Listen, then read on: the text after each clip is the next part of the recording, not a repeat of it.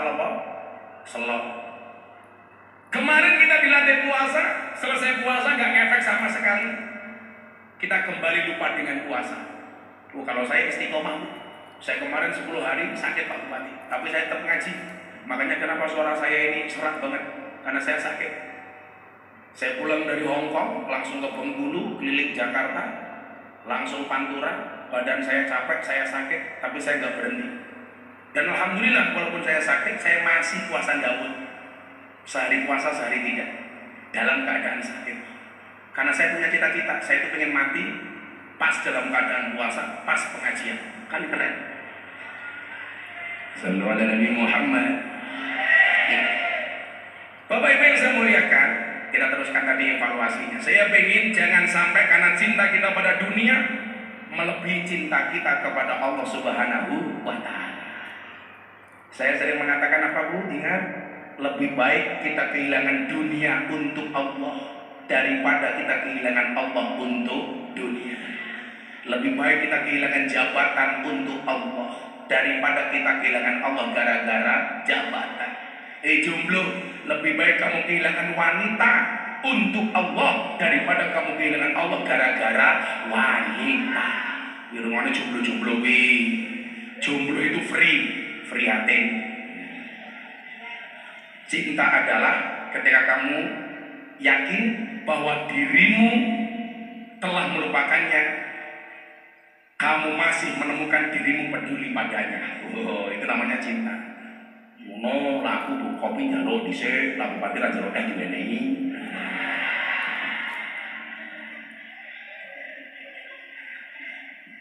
Memang itu Pak Bupati, kadang-kadang hidup itu jangan selalu ngopi, kadang-kadang ngeteh. Supaya kita paham, hidup itu tidak hanya pahit, tapi ya sepet kayak rupamu. Ada 4 hal. Jangan sampai cinta kita kepada dunia melebihi cinta kita kepada Allah. Apa evaluasinya? 4 hal saja. Yang pertama, Bapak Ibu, bila kamu sudah mulai suka dengan makanan, saran Gus Miftah 1, mulailah berpuasa. Enteng mawon, tak jawab tak bahas yang enteng-enteng mawon. Kalau nafsu makanmu sudah terlalu besar, mulailah berpuasa. Nah, Ibu Bapak, saya kan kemarin menyampaikan kenapa kok harus puasa. Kalau nafsu makan kita mulai tak terkendali. Pak Bupati tahu, saya dulu berat badan saya Pak Bupati 108 kilo. Jadi kalau saya duduk di kursi ini penuh. Badan saya besar, perut saya besar. Sepil bahmu sepil gitu. Bila kamu sudah mulai menyukai makanan terlalu berlebih, mulailah berpuasa.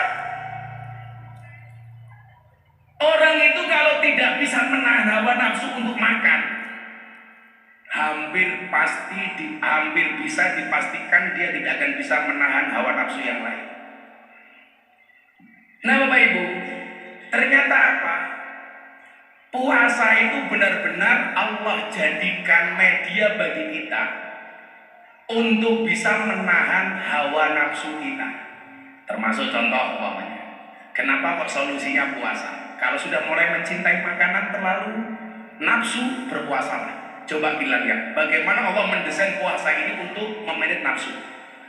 Soal anak muda yang belum kuat menikah.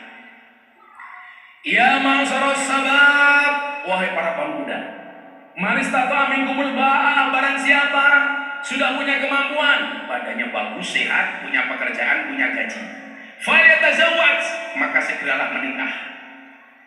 Jadilah cah lanang awake sehat, duwe pekerjaan, duwe gaji, kok ra gelem rapi, itu zalim. Falyatazawwaj, segeralah menikah. Kenapa harus menikah? Fa innahu aghaddu lil basar wa ahsanu lil farji. Mohon maaf terusannya. Fa illam yastati, kalau kamu nggak bisa menikah karena belum punya gaji, nggak punya rezeki, awalnya mungkin nggak sehat, atau apa alasannya belum mampu untuk menikah, Waalaikumsalam, hendaknya dia berpuasa. Kenapa solusinya berpuasa? Fa innahu aghaddu lil basar wa ahsanu lil farji. Karena orang berpuasa itu bisa menahan pandangan, menahan nafsu, kemaluan. Makanya Pak Bupati muncul hubud dunia, rasa cinta kepada dunianya kok kenceng. Mulai pengen neko-neko, berpuasalah. Waduh. Kok mulai nafsu dunia kita mulai menggelora, memberontak, segera berpuasa. Maka saya itu mohon maaf kalau ngaji di lokalisasi, saya selalu cari momentum pas saya berpuasa kalau ngajinya sore hari. Karena sadar diri, kayak jomblo-jomblo harus sadar diri, sadar posisi, sadar rai. Solusinya kosong. Wong wedok umpamane tuntutan kepada suami kok terlalu besar. Fa'alaiki bisau, ndang poso. Fa'alaiha bisau. Wong wedok senengane ngamukan, segera puasa. Bu, saya itu bersyukur utara rumah saya itu kuburan. Jadilah otak kula mulai bunek macam-macam. Langsung saya naik ke lantai 2, saya lihat ke utara rumah saya kuburan. Seolah-olah saya diingatkan, Miftah, kamu gak usah neko-neko. Sebanyak apapun harta yang kamu kumpulkan, seterkenal apa dan seviral apa hari ini yang kamu dapatkan, tuh tempat kembalimu. Jadi hatiku ayam. Fa innaha tudzakkirul maut itu apa? Orang yang melihat kuburan bisa mengingatkan kematian. Wa tusyahhidu fid dunya, membuat kita tidak cinta dengan dunia. Maka ibu-ibu kalau dinafkahi sama suami kok hatinya nggak menerima karena cuma sedikit, langsung ziarah kubur. Datang ke kuburan, mulai langsung, ya mas, kira-kira cukup. Jenengan nafkahi kalau 1.000 cukup, itu bawa kalender, bisa disawang setahun. Nafkahi 200.000 cukup, itu bawa uyah. Benmangan lawe ngemot uyah. Sampai mana? Kok mulai bergejolak, aku seneng karo bojone tanggaku. Hati-hati, ndang marane kuburan. Modar kaya. Mulai ngelayani bojone ikhlas, tapi kula kesel Gus, kesel prasmanan. Bojomu kok jawab kesel? Jawaban yo prasmanan mawon. Pripun niku mang buka dhewe tutup dhewe. Dadi ra bakal suka karo bojo. Orang duwe duit, bojone merengut wis mulai nyanyi. Ran duwe duit sirahe ngaluh, bojone cerewet, cangkem mecucu.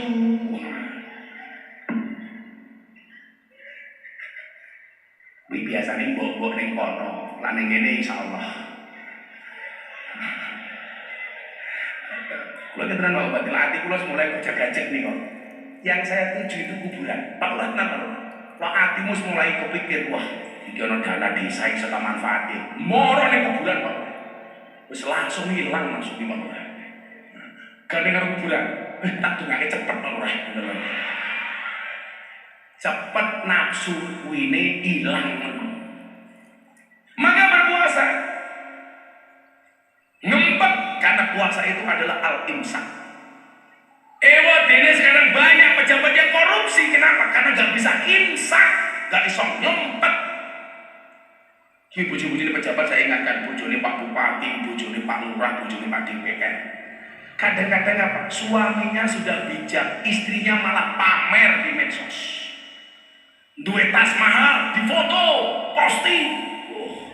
Akhirnya sekarang pusing. Rame-rame mematikan media sosial. Mergo disorot sama netizen, akhirnya dipanggil KPK satu-satu. Mau diarok. Bupati itu dusuge. Tujuannya apa? Untuk lebih banyak meringankan beban rakyat. Betul? Bukan untuk dipamerkan di media sosial. Makanya kan ada tawaran Gus jadi menteri. Enggak. Saya khawatir saya tidak bisa amanah dengan jabatan.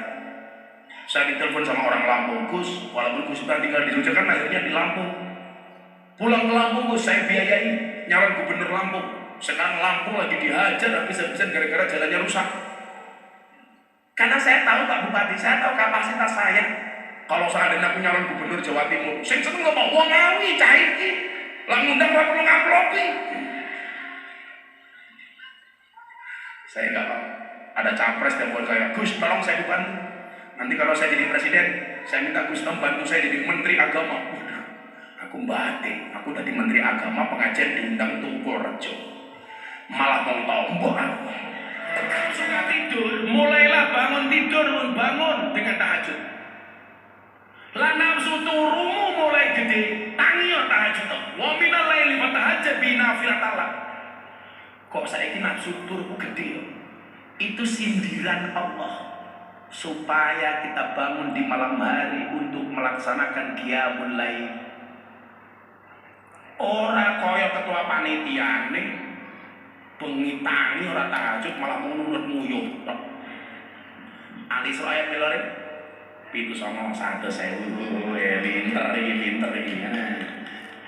Kono wae nyetak edit. Ya. Pinter ngerti Al-Isra 791. Ya. Mati. Lah masa amene kabeh jimat, kira jenenge jimat ini ngerumat jenenge ngeramut. Ngerampok menungso niku lak sing paling dituruti nafsunya apa? 1 makan, 2 tidur. Kalau orang hidup yang dituruti hanya nafsu makan dan nafsu tidurnya, berarti ora bedane karo wedhus. Kalau belum bisa mengalahkan nafsu tidur, nafsu makan, ora bakal kita jadi orang hebat. Tanya sama ajudan yang ikut saya ngaji. Mungkin tidur saya itu sehari semalam cuma 2 jam. Di mobil, aku gue sopir, ajudan polisi, wes asisten, santri. Kudune lah sing turu aku mau sing kesel aku. Sing micek bocah-bocah. Dadi pengawalku malah ngomong. Aku batin piye to ki? Sing dikawal sapa, sing ngawal sapa, sing kesel sapa, sing turu sapa. Saya itu kalau pengajian Pak Bupati nggak pernah transit karena saya menghindari dan mengurangi makan. Lah sing melu aku mangan. Aku ngaji supirku nguntal mie ayam. Asistenku transit, wes mana? Kula niku menghindari. Kulo sedina ngaji 4-5 kali tetep poso senajan lemes. Karena betul Bu, saya tuh pengen mematikan nafsu-nafsu yang berlebih. Kalau hanya persoalan mulut saya nggak bisa menghindari, bagaimana kemudian Allah akan mengabulkan doa-doa saya? Padahal bagi Allah, orang berpuasa itu mohon maaf, pahalanya langsung diberi oleh Allah. Jadi permintaannya langsung dikasih oleh Allah. Maka saya bilang apa? Kamu berpuasa, yang diminta oleh Allah itu cukup mengangkat kedua tangan, sisanya biarkan Allah yang turun tangan. Kayak Pak Bupati mau nyalon nopo, yang diminta oleh Allah cuma satu, angkat tangan, sisanya biarkan Allah yang turun tangan. Nyatanya nopo, kalau itu yang kita lakukan, Arab dielek-elek kayak ngopo tetap gagah. Coba baca-baca Banten, ngerti tak Gus itu orang yang paling sering dibully di media sosial. Orang bilang Miftah kena mental, salah, saya kena mental yang bully. Dicaci maki tetap gagah. Saya bilang Gus, kenapa Gus Miftah sering dibicarakan orang? Jelas, aku terkenal. Saya ngomong ke lurahnya sopo, follower mong telu. Sabar Pak Lurah, sabar. Nomor 2. Nomor 3. Bila kamu sudah mulai suka harta, mulailah banyak beramal dan bersedekah. Kok hati mulai sih dipikir mau duit terus, itu berarti tanda-tanda kamu diminta untuk mengeluarkan hartamu. Bila kamu sudah mulai suka tidur, tanda-tanda kamu diminta oleh Allah untuk segera tahajud. Bila kamu sudah mulai senang makan, itu tanda-tanda Allah perintah kamu untuk puasa. Bila kamu suka dengan harta, itu tanda-tanda Allah perintahkan kepada kamu untuk banyak bersedekah. Maka mohon maaf, Pak Bupati, saya, Pak Lurah, semuanya berpotensi jadi wali. Karena walinya Allah paling banyak bukan karena berangkat dari banyaknya ibadah, tapi karena banyaknya sedekah. Mila sampe ning badan itu nuwun saya sing berpotensi jadi wali kulo. Sing ngetoke duit aku. Dan sekarang lowongan jadi wali itu besar Pak Bupati. Kenapa? Karena nggak ada yang nyalon jadi wali, sibuk nyalon DPR, Sibuk nyalon dadi caleg, dadi lurah, dadi bupati, lowongan dadi waline Gusti Allah itu terbuka lebar, nggak ada saingan. Kenapa? Karena sekarang sibuk nyalon DPR. Makanya saya nggak mau nyalon DPR. Minimal saya sekarang sudah menjadi wali murid.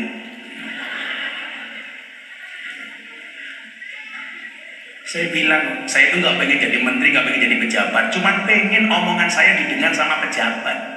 Betul Bu? Pak DPR tak dengarkan jenengan dari kok. Jadi lah kalau cangkemku elek iku, men kelakuanmu pejabatnya apik kan? Bu, cangkem Gus minta elek napa apik? Sopo sing ngomong elek niku sebenarnya?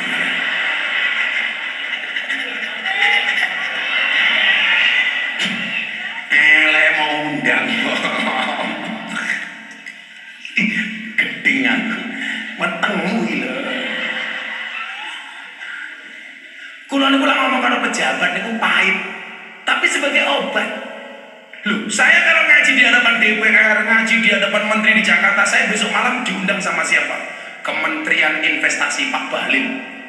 Saya bilang sama pejabat itu ngundang Gus Miftah, kontribusi Gus Miftah, kritik. Kalau nggak mau dikritik, jangan ngundang Gus Miftah. Oh, gagah. Lah supaya api, ngerti nggak? Rasa ngatur-ngatur. Saya pernah Pak, dulu awal-awal saya diundang sama presiden itu protokol itu banyak ngatur-ngatur saya. Nggak boleh ngomong begini, nggak boleh ngomong begini, nggak boleh ngomong begini. Akhirnya saya jengkel. Mas protokol, kalau yang pinter kamu, yang disuruh ceramah itu kamu, bukan saya. Menang. Lah aku bisa beda. Kok ngaji karo presiden, ngaji karo yo beda. Bahasane yo beda. Nggih mboten? Kula ngaji ning Ngawi karo ngaji teng pundi ning Taiwan yo beda.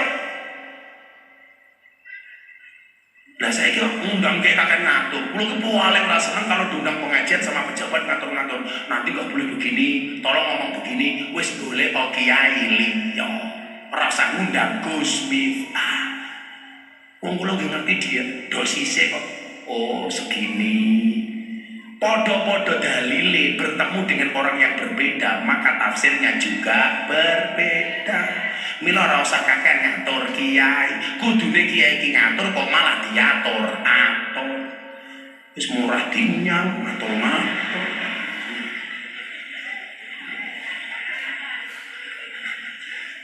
Saya pernah diundang pejabat kehutanan awal-awal reformasi, Pak. Yang terkenal. Begitu mau berangkat, waktu itu nih awal-awal reformasi, saya disuruh ngaji ke Kalimantan sama pejabat kehutanan. Wis, kulo di transfer waktu itu 50 juta. Mau berangkat di telepon, Gus, tolong nanti jangan nyinggung kerusakan hutan yang ada di Kalimantan. Bla bla bla bla bla bla bla. Langsung khawatir nanti Pak pejabatnya tersinggung. Langsung kulo jawab nopo, silahkan cari kiai lain. Kulo wis mati Bu. Padahal waktu saya gak punya uang. Lah wong nyatane nyuwun sewu kok. Waktu itu sing maling hutan negara itu bukan rakyat tapi pejabat. Kalau rakyat tuh maling hutan Pak Bupati, paling cuma satu dipotong pakai sengsongeng. Tapi kalau pejabat adalah ratusan hektar hilang diuntal kalau pejabat. Gimana Pak betul? Tetap ngatur.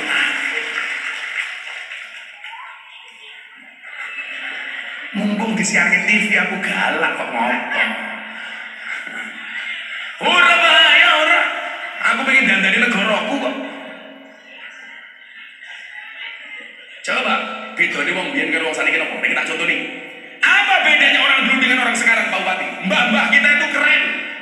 Mereka berani menanam tanpa pernah mau memanen. Mbah-mbah kita dulu coba dilihat. Menanam kayu jati, tidak pernah berharap untuk motong kayu jati. Sehingga tinggalannya apa? Mbah-mbah dulu hebat, meninggalkan jati usia ratusan tahun. Betul? Apa bedanya dengan orang sekarang? Orang sekarang mohon maaf, gak pernah menanam kayu jati, tapi pekerjaannya memanen kayu jati. Orang dulu mereka menanam, tidak berharap ngunduh. Orang hari ini senengannya ngunduh gak pernah nanam. Yang suka yang ngunduh gak pernah nanam itu ada 3. 1 maling, 2 codot, 3 pemborong. Jadi kalau kita kelasnya hanya bisa ngunduh gak mau nanam, kemungkinan 1 maling, 2 pemborong, 3 codot. Gimana Bu? Coba mbah kita dulu keren Pak Bupati. Kalau bikin rumah, latarnya ombo-ombo. Latar ini bahasa Indonesianya apa? Halamannya luas-luas. Begitu bapaknya meninggal, anaknya punya 4, mulai menciut. Anak 4 potong meneh, akhirnya harapannya ciut-ciut. Kita itu perlu belajar kearifan lokal di situ, Pak. Bapak kita dulu itu nanam pohon kelapa, nggak pernah berharap metek degan. Betul, saya ini gawe nih ngombe degan, orang gelem nandur wit kelapa sapa.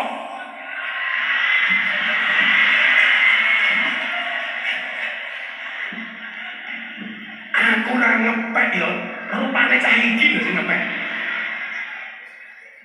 Tapi memang jujur Bapak, yang mempopulerkan degan naik panggung itu saya, karena saya dulu gimana prihatin ya, ngundang pengajian kiai-kiai sepuh, isinya di depan sini ya Allah, soft drink, A, B, C, D, E, kadar gulanya tinggi. Maka jangan kaget Pak, kiai itu banyak yang meninggal itu lantaran diabetes, penyakitnya rata-rata gula. Karena memang gak bisa menjaga. Pengajian, kopinya manis, tehnya manis, pasti dikasih soft drink. Soft drink itu bahaya Bu, lebih baik soft teh.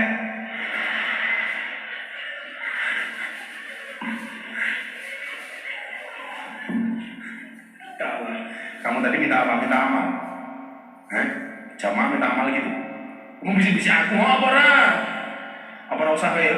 Wis ora usah kowe. Ngisi, mau bisi-bisi rupamu. Yes.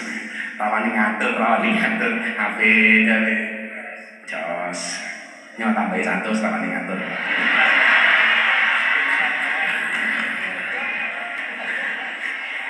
Baru nerima 100 lagi, hajar lagi gitu loh. Ya, kita tuh prihatin dengan keadaan kita hari ini. Rakyat diminta sabar, menerima apa adanya, qanaah. Sementara dipertontonkan dengan sebagian kecil oknum pejabat dengan kelakuan-kelakuan yang tidak mengenakan. Naudzubillahi min dzalik. Pak Bupati saya sering bilang, kekayaan itu seperti celana dalam, boleh dipakai tapi nggak usah dipamerkan. Yang pamer sempak itu cuma 1, Superman. Nganggo sempak ning njaba. Itulah alasan kenapa Superman kalau terbang tangannya di depan cuma 1, set, nggak begini. Kenapa tangannya begini? Karena yang satunya kalau sempak.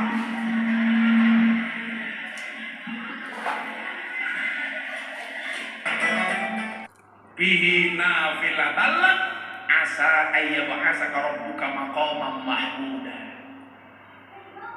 Bila kamu sudah mulai menyukai harta, tanda-tanda Allah perintahkan kamu untuk banyak sedekah.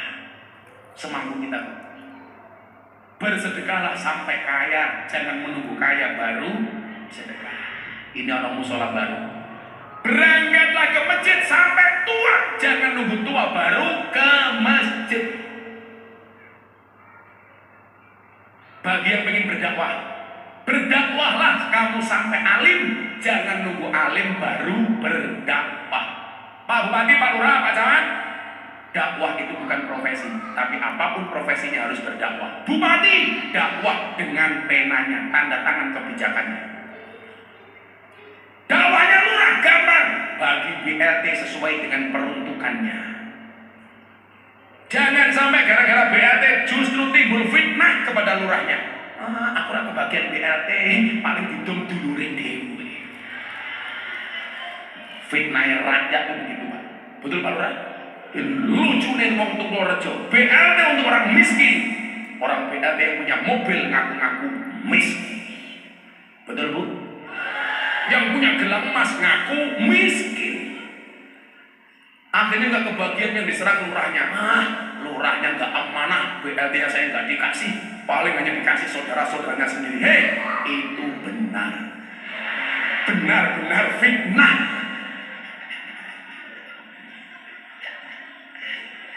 Sabar Pak Lurah, sabar.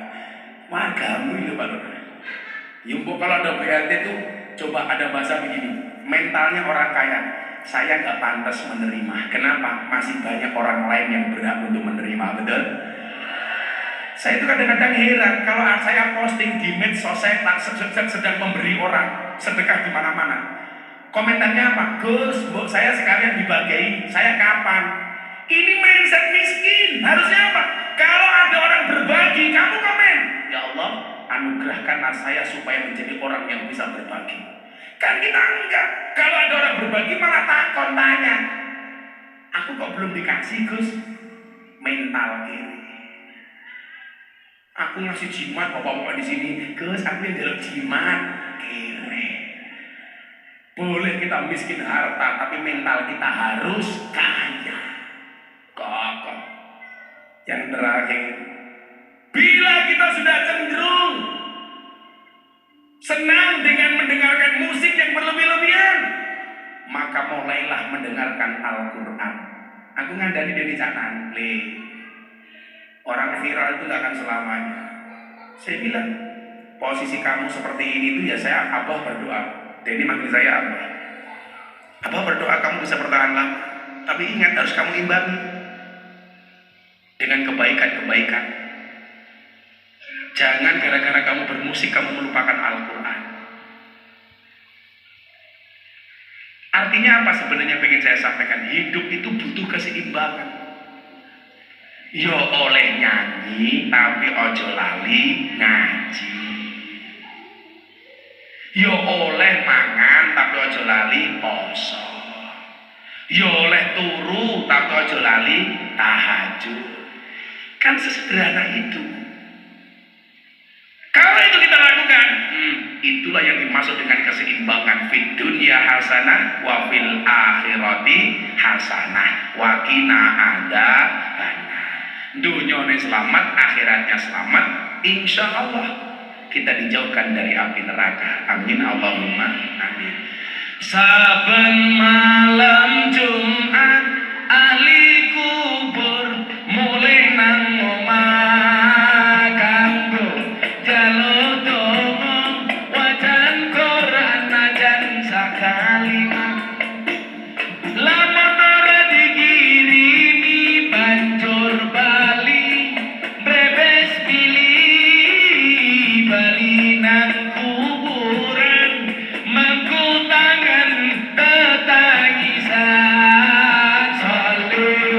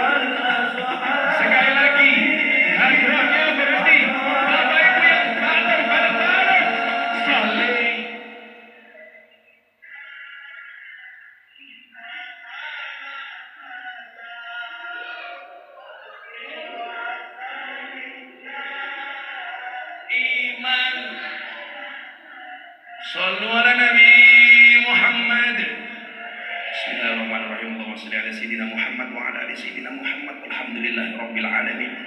Allahumma rzuqna istiqamah.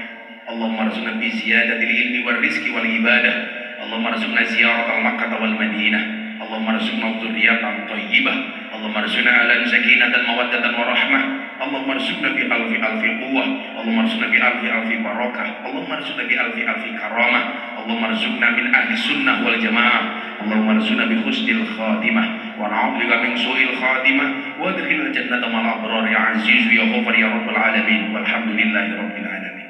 Semua panitia terima kasih dan saksikan terus jalan dakwah Gus Miftah hanya di BTV setiap Sabtu dan Minggu jam 12 siang. Terima kasih. Assalamualaikum warahmatullahi wabarakatuh.